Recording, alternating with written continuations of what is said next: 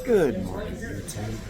I don't know when I'm going to post this, so I don't know if it will be morning for you or not.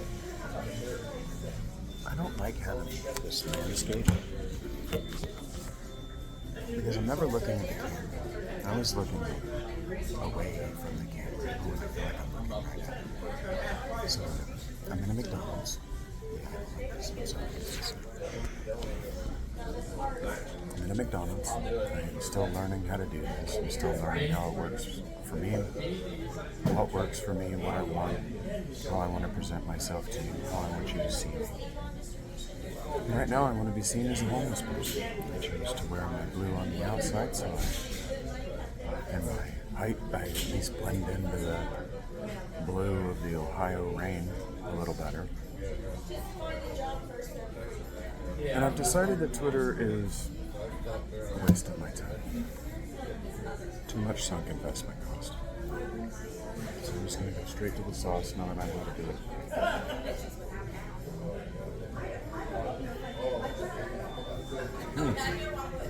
It's still too hot. Sweet as shit though. That's what I wanted. So, yesterday, I decided to do an impromptu meeting. And it was good. I liked it a lot. I was really proud of it. I did a study of John, the first 3 chapters of the Gospel of John, which is also a Gnostic text. It's primarily a Gnostic text. And so I look like I'm talking just away from you, which is probably accurate to me because I tend not to make eye contact with people because I see too much. I see them seeing me seeing too much. So I tend to, and I get distracted by that, all of that process. So I tend to look slightly away, and there's a non-zero chance that some point I'm going to get up and I'm going to stand right outside this window and I'm going to have a smoke because I've eaten a hash brown. Not anywhere near enough. I'm not going to eat anywhere near enough calories today. I only have $2 left, but I don't have enough coupons to eat enough calories. But I have a free McDouble, so I'm going to hang out in this. I'm going to hang out in this McDonald's until someone asks me to leave, or I start getting ugly looks, or whatever. I'll offer to wipe all these tables down or something. I don't give a shit. I used to work at McDonald's. It's just work. It's just labor. The problem that I have is being shackled to one labor for 40 hours a week. Having to schedule my life around that labor. Fuck that. If you just let me show up, do some shit, pay me for the time I'm here, and let me leave. Give me some cash. I don't know that I give a shit what my hourly rate is. But I've already spoken about simplicity. And this is not going to be simple, what I take you to. This is going to be a blinding array of metatext. I'm going to show you that even those of you who are devout and maybe even practiced Christians, those of you who grew up in church, who listen closely to the things your pastors say, and even who think you read the Bible, just don't know dick about shit. You most certainly don't know anything about these books. How do I know that? I didn't know anything until I started reading them. And then reading them again. And then reading them again. And then reading them again. And then listening to what people have said about them in my mind. I am autodidactic. I am an audio learner. That means that I only have to read or see something one time to effectively memorize it. I don't memorize it, but I remember it. Because I can remember my reactions to it, I can remember what I thought about it. I have a whole mnemonic setup for didactic learning. I think I'm using that word right. One of the reasons I'm bailing on Twitter is because I've been reading the signs. I've been listening intensely to what God has to say to me, and I am going to step outside. So we're going to learn right now. Yeah, I'm not going to break the connection on my Bluetooth, so I'll be right back. Oh wait. No, I won't. I can do this. Voila, look at that. I can do this like a real video producer. Holy shit. I thought I remember what I was telling you about. I was telling you that I did a Bible study and that this text, dizzying array of metatext, especially in the Gnostic stuff, in that I bet you I'm not even on my Bluetooth. We're good. I shouldn't do all this, but I like to let you see that I'm not polished yet. I don't like those polished guys, the real slick, smooth YouTube channels. I miss old YouTube. And so maybe what I'm doing is I'm reliving my youth. Sorry about my hair. Maybe I'm reliving my youth to a certain degree. Maybe I had an opportunity when I was 19 to join a Buddhist monastery. They offered me a plane ticket. I could have flown out to California, joined a Buddhist monastery. And there's a certain amount of, I think especially my YouTube followers and my Twitter followers and the Twitter to YouTube crossover that I have deeply misunderstand me. I am an ascetic. I wanted that life.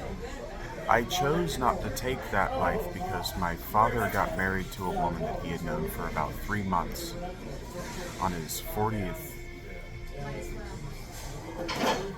in May of his 40th year.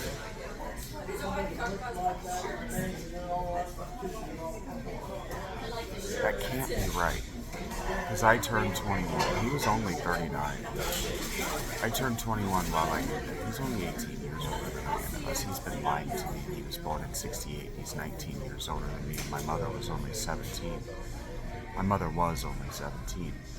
So he decides to marry this woman and run back from Ohio to North Carolina to live next to his parents. Takes this woman and her child out of state.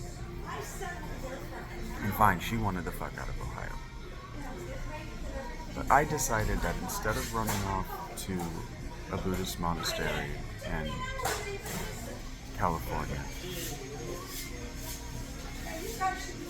I would go to Forest City or Rutherford or wherever the fuck we went, North Carolina, and try to protect my dad, try to guide and mentor my father through this fucking terrible choice he had made.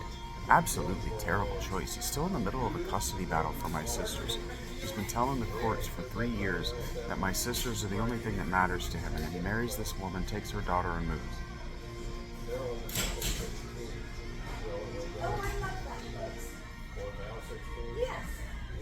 My brother hadn't even graduated high school yet. Absolutely insane choice that he made. And so something I don't think you are prepared to understand about me is that this living in the woods and this hiking to someplace in public to talk in public about deep things. This is my way of life. This is the way of life that I have fantasized about and prepared myself physically and emotionally for since I was about 13. The first Christians were ascetics.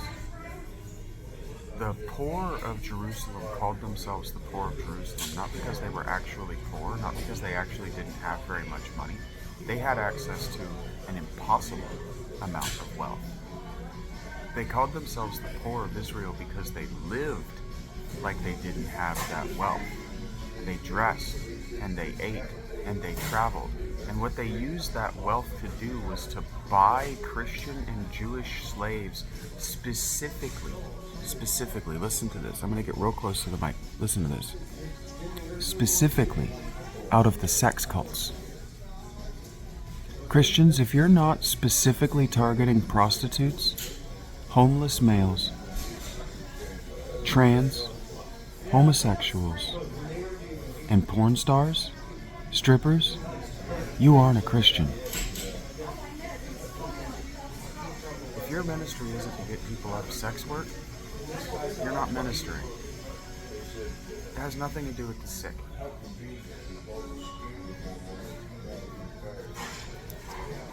Isaiah and the Deuteronomists were very clear. Very clear. The only people God wants you to care about are the widow and the homeless person. Hosea is very clear. The only married women that God wants you to care about are the women who are married to sex slavery. So anyway, my father married a whore. I hate him. I hate her with all my soul.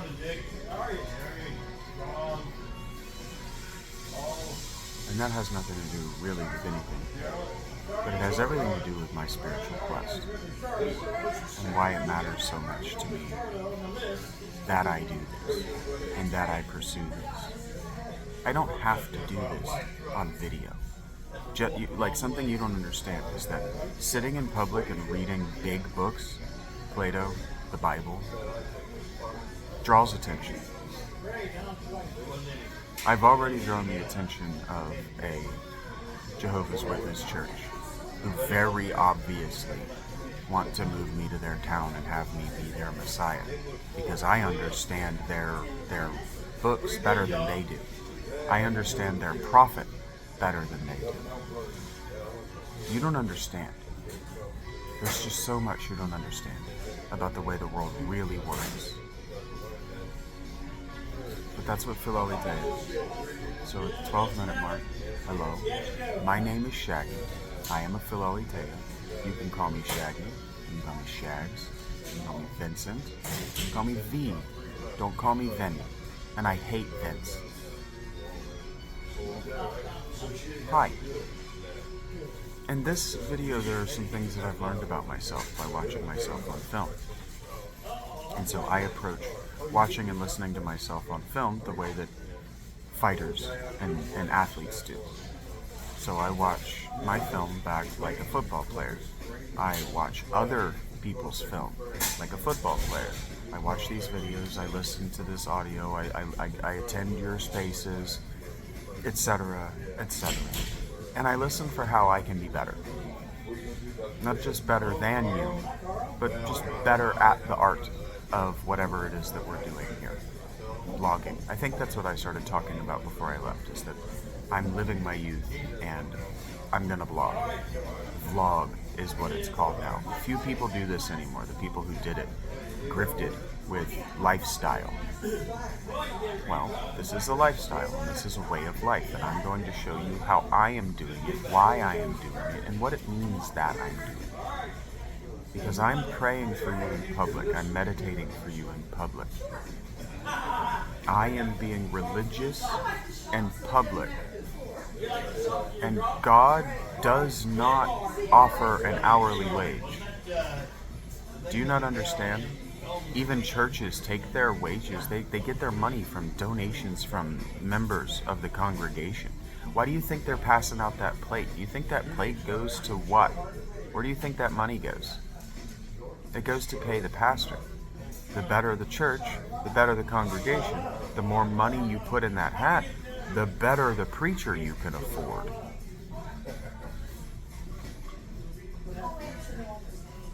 So I'm doing this as for free, not as a demonstration of my value, because I can't demonstrate my value to you. A, you don't know how properly to evaluate what I am, a mendicant, an ascetic. You've never seen a mendicant and an ascetic. Even if you grew up in Methodism, you just don't know what mendicant is. And I'm not going to tell you today. You don't know what an Elijah is. You just don't. You don't know what a prophet is. And you don't know who the Messiah was, what the Messiah was meant to be. You'll hear Christians, you'll hear high-level, very well-educated Christians say, well, it was kind of like a warrior king, but Jesus kind of changed the definition. No, that's not what Jesus did.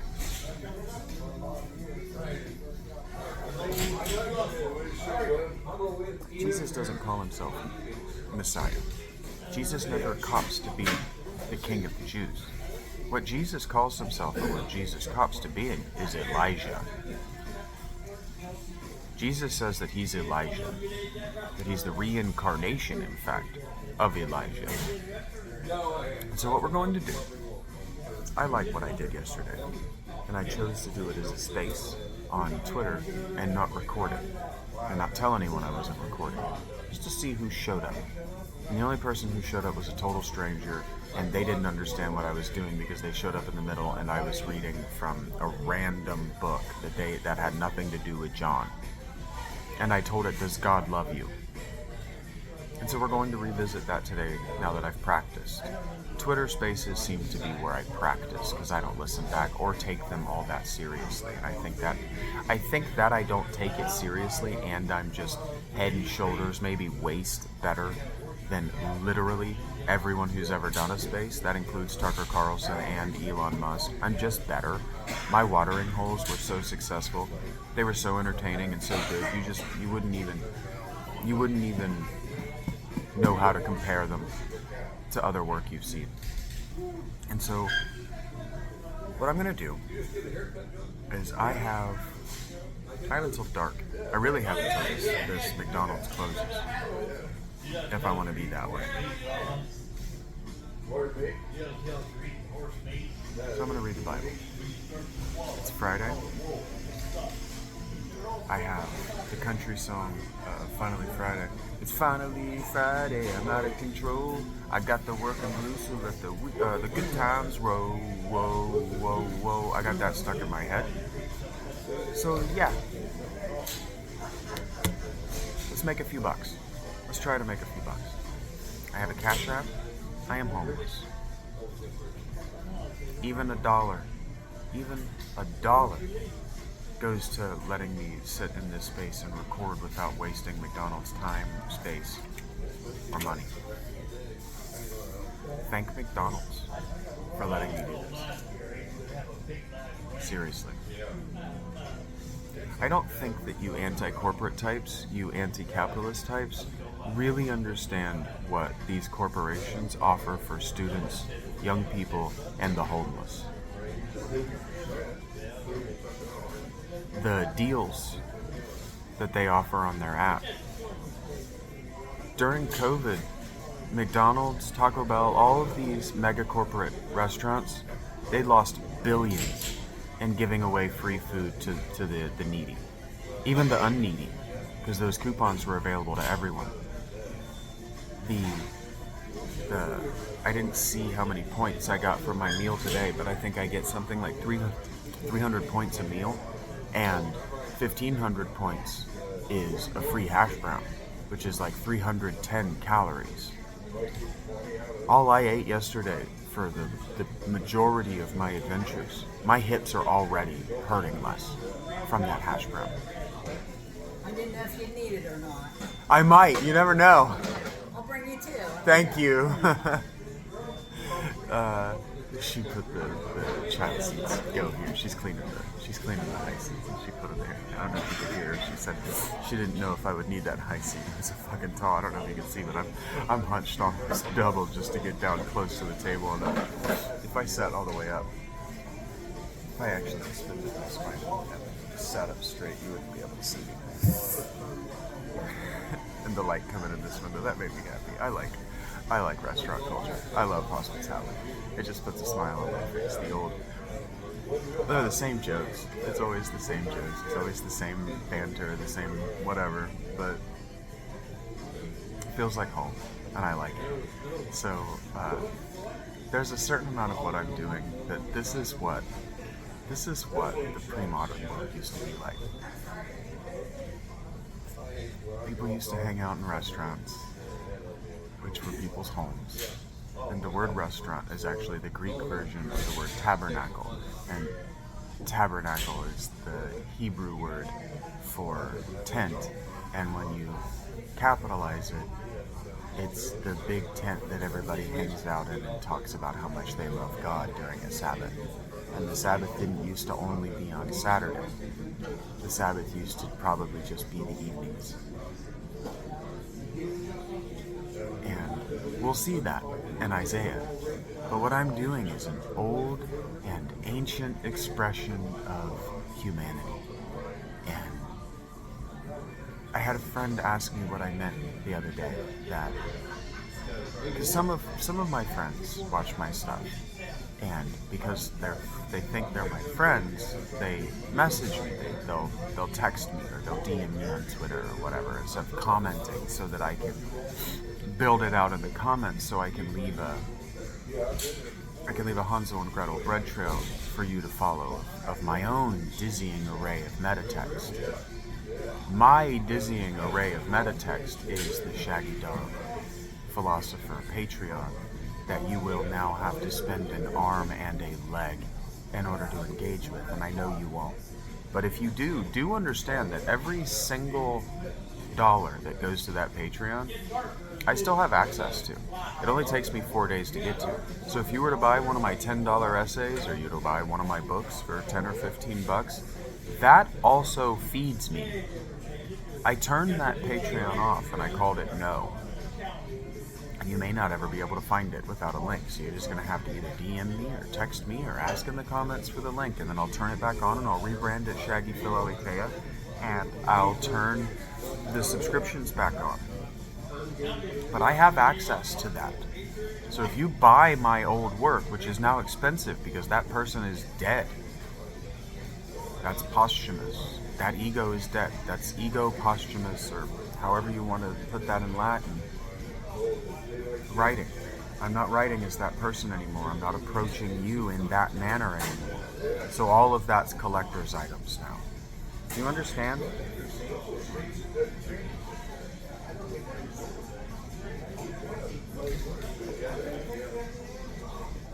Talk for 21 minutes. That's 3 7-minute breaks. Thank you for being here. Thank you for staying. I know you don't like it when I do this, but I will break these up. So you know what? Let's call this introduction and a re-hello, and maybe I can even use this as the hello to my channel. Maybe I'll do some editing today. I'm not professional. I don't want you to think of me as a professional. I don't want to be slick like the Y-Files or the Around the NFL podcast or all of that. I want this to feel exactly like what my Simply Simplicity video is going to feel like. This hand is in your eye on purpose. Because I want you to feel like you're sitting across the table from me, and you don't have much to say. Or you're walking in the woods with me, you don't have much to say. Most of the people I've spent my time with in my life, the reason I so abhor silence, most of the people I've spent time with in my life are much like the people who really grew to like me on Twitter and the Spaces. People who just don't have much to say of their own, but like the listening. They like the closeness of listening. So I just talk, and sometimes I don't get to the end. Sometimes I don't really have anything much to say. I have a thought that I need to circle around until I know what I'm saying. Because I spent the first 35, 36 years of my life silent. Just keeping my opinions to myself, saying nothing, because I thought that if you had nothing nice to say, just say nothing. And so that meant think nothing, because I also learned Zen by the time I was 13. So if I just disapproved of people, I just didn't think the disapproving thought. That's called judgment. And the Bible is very clear that the only person who is allowed to judge anyone is God. Are you sinless? You can cast the first stone if you're sinless, but I know you're not sinless. I know I'm not sinless. And so I've been reading the signs I started to tell you. That's why we're here. Because Twitter wasn't working.